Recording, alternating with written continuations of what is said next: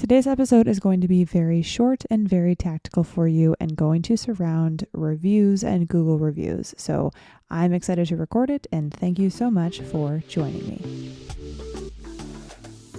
Welcome to the Up in My Business podcast with me, Lex Lancaster, where you'll get an inside look at all things tech, business, and my life as a physical therapist turned digital operations expert. You'll hear all about my lessons as a business owner, the ins and outs of tech for your business, and more. From SEO, websites, and email marketing to automations, launches, and copywriting, I've got you. I'm so excited you're here. Let's dive in.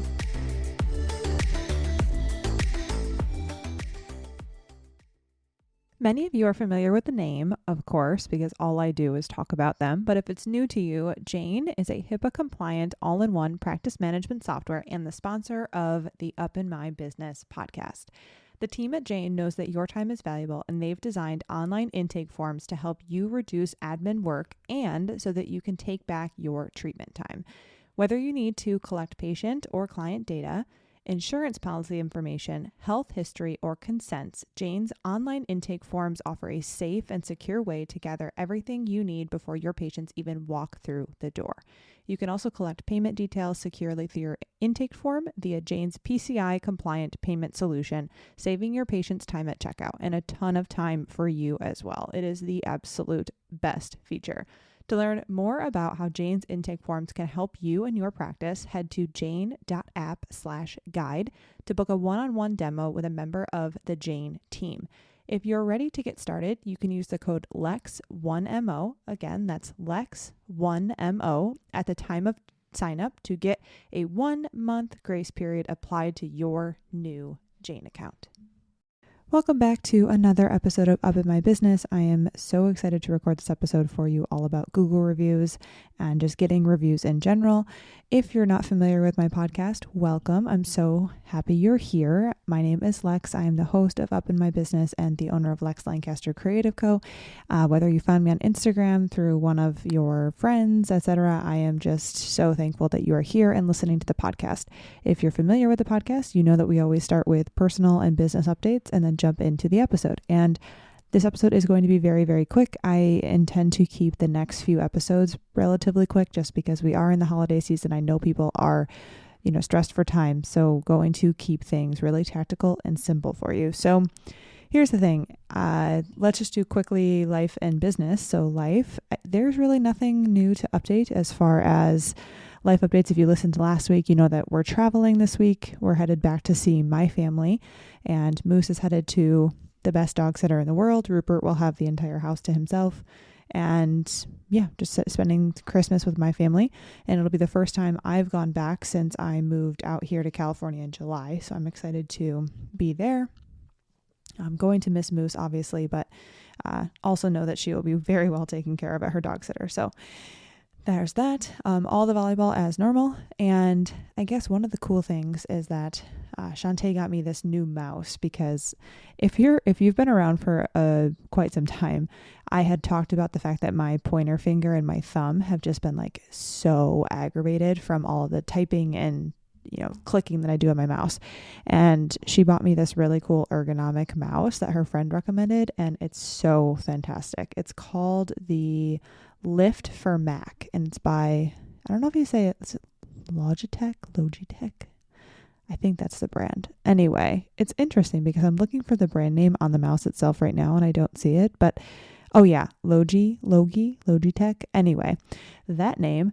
So it's the Lift for Mac, but it's a really cool mouse and I am super thankful for it. She was like, it's a Christmas present, but I think you need it now. So have been using that for the past couple days that I've been at my computer, and it's been a total game changer, and my finger feels so much better.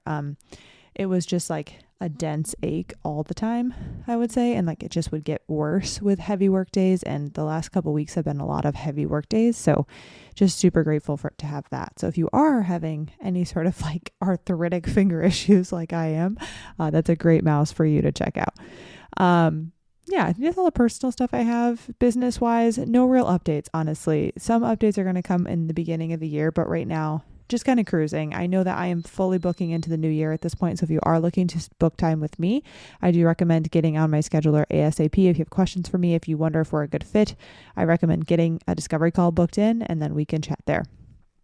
So without further ado, let's get into the episode. So here's the thing. I'm going to talk about Google reviews and just reviews in general. So whenever I say reviews, we can just assume that it's either Google or just a testimonial.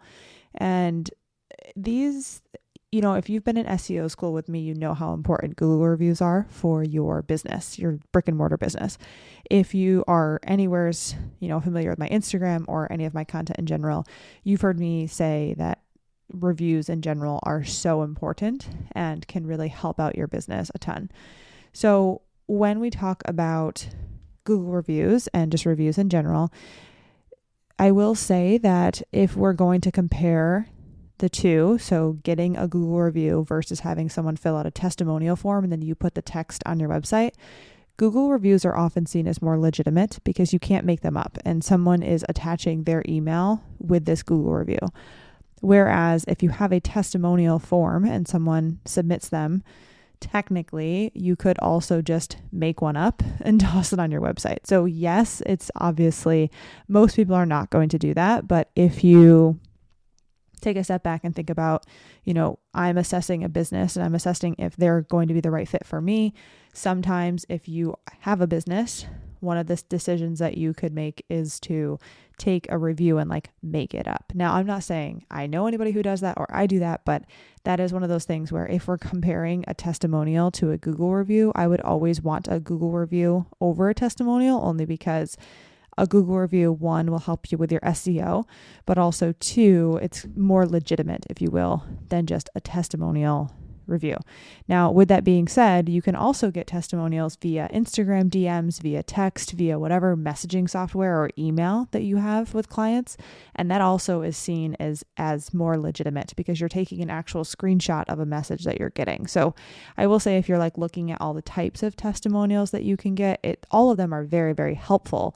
But it's just some of them are seen as more, I don't want to say higher, it's more like the gold standard, if you will. But as we know, if you have an online business, you're not technically eligible for a Google My Business account. Now, I see plenty of people use them and have them. So I don't believe that you absolutely cannot have one. It's just, will Google flag you and get rid of it or not?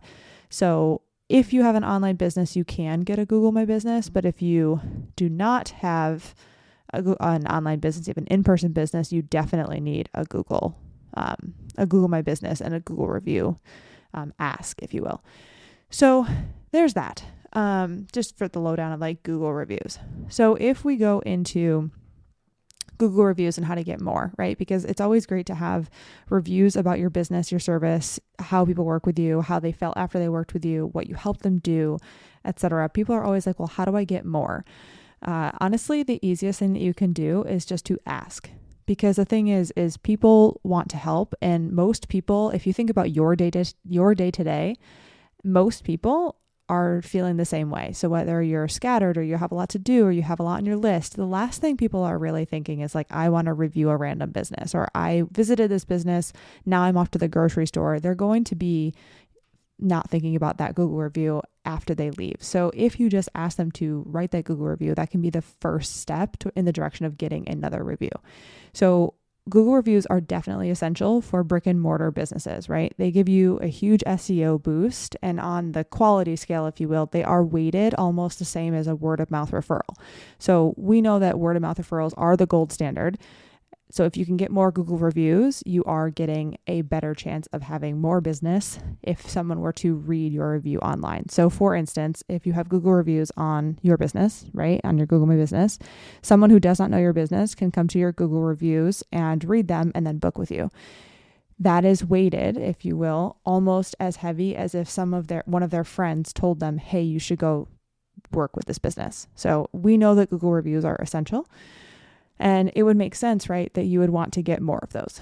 So you do have to ask people. And some of my clients have expressed that they're worried that asking can be awkward, right? Like, oh, I don't want to ask somebody to review me. But truthfully, people want to help you and they do want to sing your praises. If they're getting a good service from you, they want to help other people also have a good experience and a good service.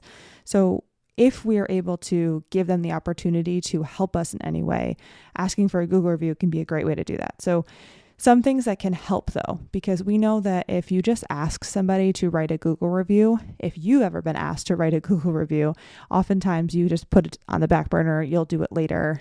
It might take a little bit for you to write it. You might not know how to write it. So if we're thinking, okay, how can we get someone to write a review for us? My first suggestion is to send the ask in a personalized email. So you can ask in person, but we know how busy everyone is. We know all of the things that are on everyone's list at any given time. So if you can follow that in-person ask with an email, that can be key, right? Because then they will get a reminder via email. And if you have a texting system or a text line for your business, you can also send them a text. But I will say, make sure that you do a couple different things. So number one, you need to give them prompts. So if you've ever gone to write a Google review, we can get caught up on what to write.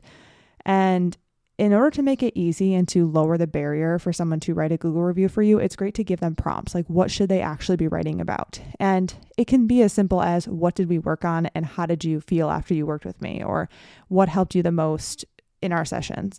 Something simple as that can give them a good idea of where to start, and then they can take it from there. You also need to make sure that you make the process for how to write a review super clear, right? So if you send an email saying, go review me on Google, but you don't put a link to your Google review ask, the chances of someone going and writing a review are just going to be smaller, because now they have to go find your Google My Business account, find where to click the button to write a review. So instead, you should be going into the back end of Google My Business, grabbing your Google review link, and then putting that inside that email, that text, that ask. And the same thing goes for any sort of testimonial, right? So if you have a testimonial form that you have outside of Google My Business and someone needs to write that review for you, ideally you put the link inside the email, right? You don't want someone to have to go to search on your website or search on your Instagram bio, what have you, to write you a review. Now, this is I guess the next one is it's a tougher one, right? So you can also opt to give people something if they write a review. So I've seen people give gift cards. I've seen people give coffees, personalized or branded mobility balls. I've seen people give money off a session. You can honestly make it whatever you want. Some people will give nothing, right? So it doesn't matter. It's just sometimes if there's an incentive, then people will write more reviews for you. So if you're looking to add an incentive, those can be a couple things that you can add to that. So the key takeaways, right, of Google reviews and reviews in general is that you just need to ask and make it super easy for your people to do that thing for you. So give them the link, give them prompts, and then potentially give them an incentive to actually get the job done and get things taken care of, right? So write the actual review. Now, if you're wondering what prompts to actually give inside your Google review ask or testimonial ask, I do have some that I have written in a post that I'll link in the show notes for a brick and mortar business. And then I also give some suggestions for online businesses as well in that Google review post, the ask post. So you can check those out if you need a couple, examples for Google review asks and what to actually say when you give them a prompt. But my request, my challenge, my ask of you is, one, to try to get a couple Google reviews in the next 2 weeks. It's the end of the year. It's super great for people to send out a Google review ask in the beginning of the year, right? Because it is past the holiday season. It can be tougher during holiday season, but also people have gotten more Google reviews because people are like, hey, it's the holiday season. It's giving season. I would truly appreciate it if you would give me a Google review. You giving me a Google review helps me help more people, yada, yada.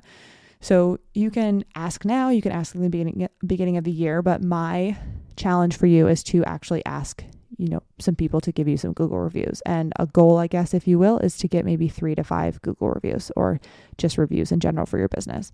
And my ask for you personally is that I am going to drop a link to a testimonial form for me. And also there's a podcast link that you can actually you can review the podcast on Apple Podcasts, Spotify, etc. So I'm going to drop both the links in the show notes. And if you've worked with me, I would love for you to write me a testimonial. And if you have only listened to the podcast, which thank you so much for starting here and listening. And if you've listened to the podcast and you are enjoying it and you enjoy what we talk about here, then I would love for you to write me a podcast review.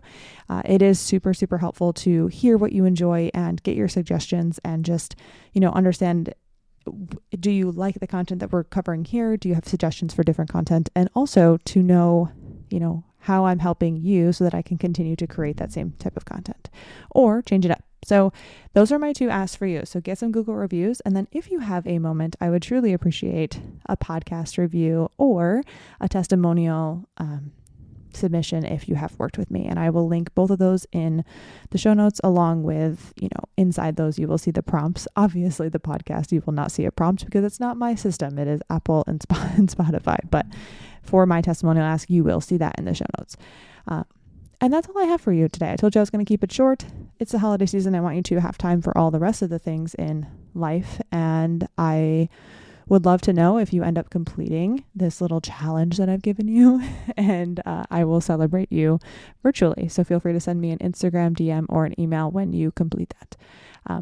All right. That's all I've got for you. I hope you have a wonderful week and I will catch you next time. Thank you so much for listening.